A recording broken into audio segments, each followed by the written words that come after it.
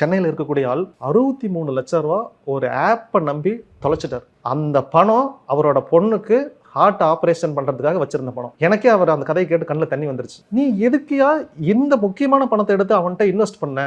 இல்ல, எனக்கு என் பொண்ணுக்கு செலவு பண்றதுக்கு 1 கோடி ரூபாய் தேவைப்பட்டுச்சு, இதுல வரும்னு நினைச்சு பண்ணுன, 63 லட்சத்தையும் இழந்துட்டேன் அப்படின்னு சொன்னார். மீதி எல்லாருமே நான் ஒரு கிளையண்டா பார்த்தேன், பட் இவரை என் பிரதரா பார்த்தேன் நான். அப்ப நான் நினைச்சேன், சரி இந்த மந்திரத்தை நீங்க யூஸ் பண்ணுங்க, உங்களுக்கு ரிசல்ட் கிடைச்சிருச்சு அப்படின்னா இதை நான் எல்லாத்துக்குமே சொல்லிடுறேன், நீங்க தான் என்னோட டெஸ்ட் அப்படின்னு சொல்லிட்டு இந்த மந்திரத்தை காலையில 4 மணிக்கு எந்திரிங்க, 108 முறை சொல்லுங்க, 10 நாள் தொடர்ந்து சொல்லுங்க, உங்களுக்கு 1 கோடி ரூபாய் வேணும் சொன்னாரு.